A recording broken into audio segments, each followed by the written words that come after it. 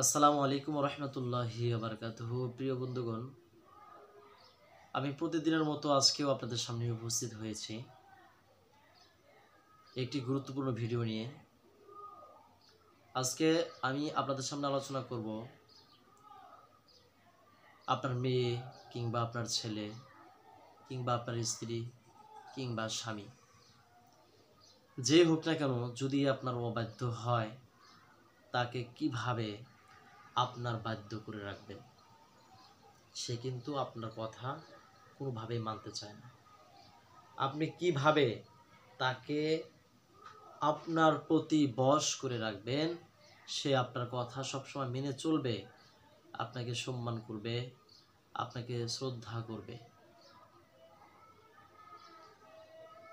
যদি আপনি এরকম কোনো বিপদে পড়ে থাকেন, তাহলে আমার এই ভিডিওটি শুরু থেকে শেষ পর্যন্ত দেখুন। ভিডিওতে নিয়ম বলা অনুযায়ী আপনি আমলগুলো করার চেষ্টা করবেন। আর অবশ্যই হারাম কোনো কাজে ব্যবহার করা যাবে না। আমি বারবার বলতেছি, ভিডিওটি শুরু থেকে শেষ পর্যন্ত দেখুন। ভিডিওটি শুরু থেকে শেষ পর্যন্ত না দেখলে, কোনো একটু অংশ মিস করলে, এতে আপনার আমল করতে ব্যাঘাত ঘটবে বা আমল করতে পারবেন না, বা ভিন্ন হারাম কোনো পর্যায়ে আমলটা যদি আপনি করেন, এতেও কিন্তু ভালো ফলাফল পাবেন না বা লাভও হবে না।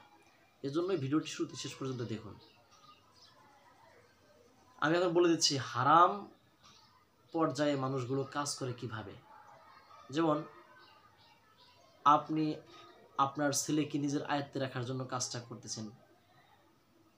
আপনার ছেলের একটি বউ আছে, বউয়ের উপর আপনার ছেলের স্ত্রীর উপর নির্যাতন করার জন্য, এজন্য আপনার ছেলেকে আপনার আয়ত্তে রাখার চেষ্টা করতেছেন, তাহলে এই কাজটা হারাম হবে। এরপর স্ত্রী যদি মনে করেন, আপনি স্ত্রী হয়ে যদি এই তদবিরটি করতে চান যে আপনার স্বামী যেন আপনার শ্বশুর শাশুড়িকে ভালো না বাসে, মোহাব্বত না করে, শুধু আপনাকে যেন ভালোবাসে, মোহাব্বত করে, তাহলেও এ তদবিরটি আসলে আপনার ধারা করা ঠিক হবে না। কারণ হচ্ছে,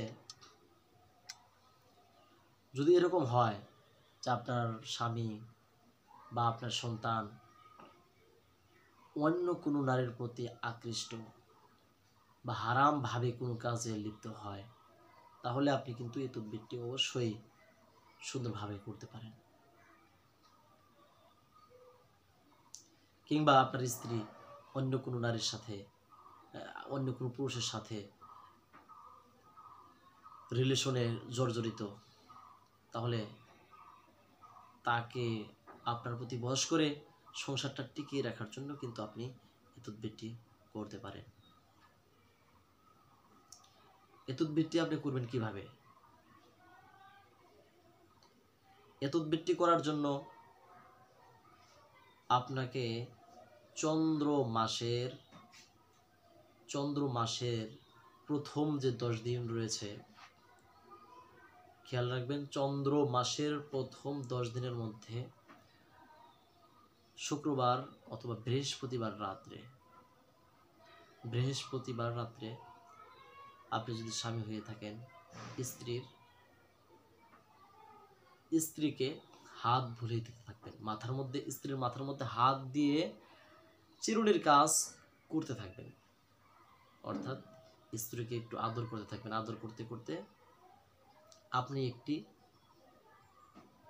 ছোট্ট একটি আল্লাহর নাম বারবার তিলাওয়াত করবেন। যদি আপনি নারী হয়ে থাকেন, তাহলেও কিন্তু আপনার স্বামীর মাথার মধ্যে হাত দিয়ে একটু তাকে সুন্দরভাবে আদর করার মতো তার সাথে ভাব তৈরি করে তার মাথার মধ্যে হাত দিতে থাকবেন, আর এই ছোট্ট এসএমটি পড়তে থাকবেন। ঠিক এরকমভাবে আপনার ছোট সন্তানের ক্ষেত্রেও বা বড় সন্তানের ক্ষেত্রেও এই এসএমটি পড়তে হবে আপনাকে 101 বার পাঠ করে তার মাথার মধ্যে একটি ফু দিতে হবে। এই এসএমটি 101 বার পাঠ করতে হবে। পাঠ করে তার মাথার মধ্যে ফু দিতে হবে। এই একটি ফু আপনি যদি একবার দেন, এই একটা বার আমল করার কারণেই সে আপনার একেবারে বাধ্য হয়ে যাবে।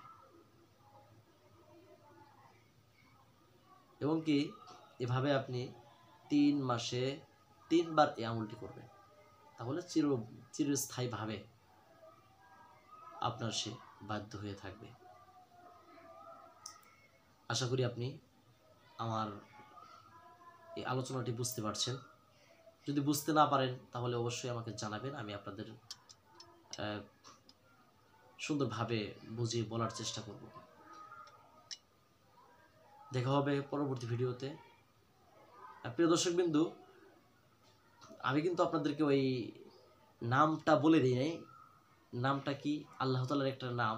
এই নামটা হচ্ছে ইয়াবাইসু। ইয়াবাইসু। আমি আবার বলে দিচ্ছি, ইয়াবাইসু। ইয়াবাইসু। এটা 101 বার পড়ে মাথার মধ্যে ফুল দিলেই হয়ে যাবে। আশা করি সবাই বুঝতে পারছেন। দেখা হবে পরবর্তী ভিডিওতে। আসসালামু আলাইকুম ওয়া রাহমাতুল্লাহি ওয়া বারাকাতুহু।